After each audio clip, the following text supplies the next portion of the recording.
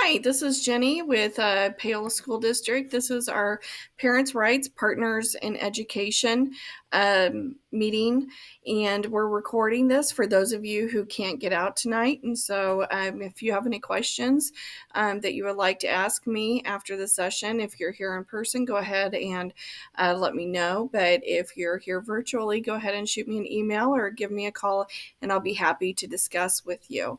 I just want to begin initially by letting you know that parental rights have been protected throughout time, covered in a lot of legal documentation. And here in Paola, we believe that parents are a very important part of the relationship between student and educator.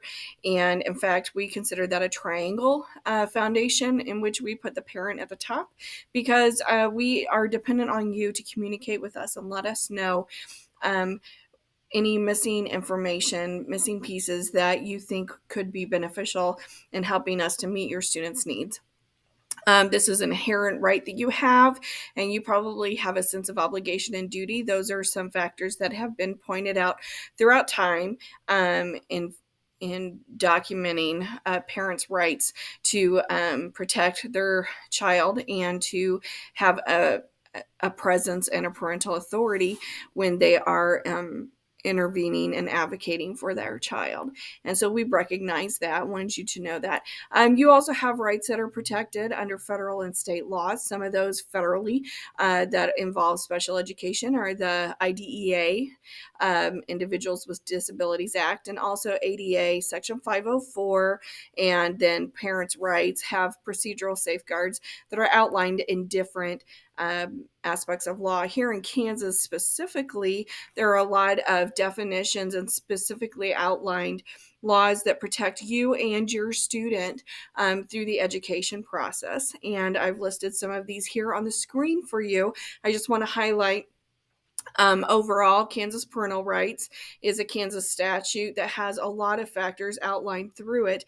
Definition of parent is one of those where it very specifically outlines what they consider a parent in the state of Kansas, and it ranges from your biological parent to foster parents and other factors in between. Attendance of exceptional children in our schools is mandated and required, and you should not be denied attendance in school or participation in activities just because your child has been identified as a student with special needs. And you have the right to be part of your IEP meeting, and we'll talk about what an IEP meeting is a little bit more here in a little bit, and educational placements and ensuring that your student is in the right educational setting for them, and that they are not being denied any of the services that they may need, and that you have access to meetings and any educational records that you would want to be provided. In addition to all of that, let's talk about some of the basic principles of parents' rights that are outlined in some of these laws. First and foremost, you have the right, and your student has the right to be an active participant in this process. And you have the right to a free and appropriate public education, cannot be denied that right.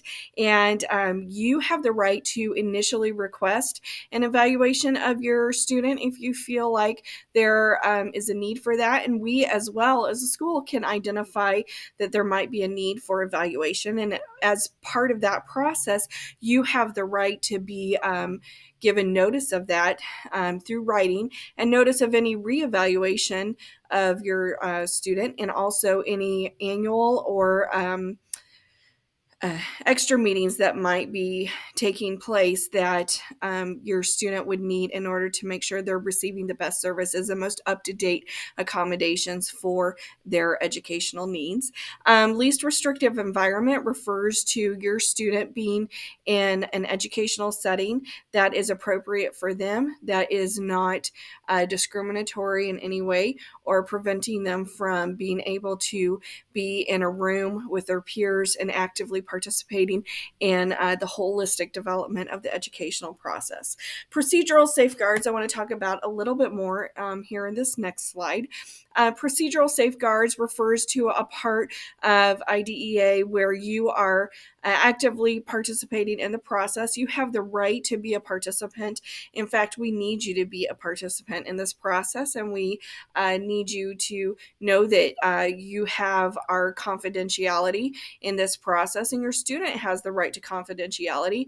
And you would, of course, receive any prior written notice prior to any kind of evaluation or reevaluation or any kind of meeting that would take place regarding your student.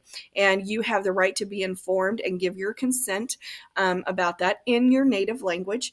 And if you have any conflicts with the whole process or a dispute over any kind of assessment results that are administered, you have the right to discuss that and hopefully resolve it. But you have the right to that dispute resolution should you need it. So here at Paola, we have established these quarterly meetings to help you know and your rights and also be aware of services available in the district so that you can you and your student can be part of our community and receive all of the services that you have the right to. Some of our core beliefs, we discuss this each time, is that every student can learn and that we support every student's learning. That means every student, and that we want to build upon our students' strengths and not withhold any kind of educational access to any of our students. We want to ensure the success of all of our students. And as such, we hope that you know that we have your child's interest at heart and that we want you to be part of this process. We need you to be part of this process, and you have the right to be a part of this process. So that's just a brief update on parental rights, and as they have been promised to you through procedural safeguards and federal and state law. And we hope that this has been educational and informative for you. If you have any questions here in the room, I'll be glad to take your questions at this time. And if you are joining us virtually, please reach out to me if you need to discuss anything or you would like to request any additional services for your student. Please know that we are always open for your input and welcome that. Thanks and have a good evening.